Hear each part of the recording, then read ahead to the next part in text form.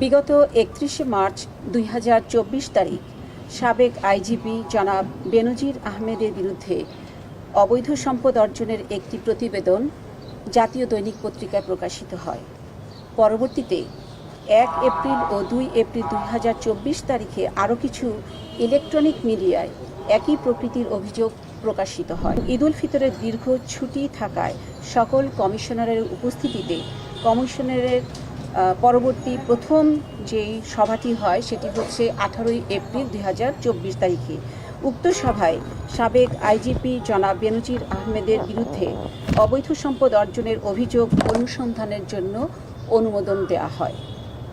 সংশ্লিষ্ট আইন ও বিধি মোতাবেক নির্ধারিত সময়সীমার মধ্যে অনুসন্ধান সমাপ্ত করে আইনানুগ ব্যবস্থা গ্রহণ করা হবে। আপনারা জানেন, এটি আসলে পত্রিকায় এবং ইলেকট্রনিক মিডিয়ায় যেভাবে প্রচারিত হয়েছে এবং দুর্নীতি দমন কমিশন সেই সকল তথ্যাদি সঠিক হয়েছে কিনা এবং আমাদের দুর্নীতি দমন কমিশনের পারভিতে পড়ে যে এই ধরনের কার্যক্রমের অনুসন্ধান চালানো। সেই জন্য ঈদ উল ফিতরের পরপরই প্রথম সভাটি যখন আমাদের কমিশন সভা ১৮ এপ্রিল অনুষ্ঠিত হয় এবং উক্ত সভায় এই সকল তথ্যাদির বিবেচনায় নিয়ে ইলেকট্রনিক এবং প্রিন্ট মিডিয়া যে সকল তথ্যাদি প্রকাশিত হয়েছে সেগুলি বিবেচনায় নিয়ে আমাদের অনুসন্ধান কার্যক্রম পরিচালনা করার জন্য কমিশন সভায় সিদ্ধান্ত গৃহীত হয়েছে। আমাদের কমিশন সভায় ৩ সদস্য বিশিষ্ট একটি কমিটি গঠন করা হয়েছে এবং এই কমিটিকে তদারকি করার জন্য একজন তদারকি কর্মকর্তা নিয়োগ করা হয়েছে।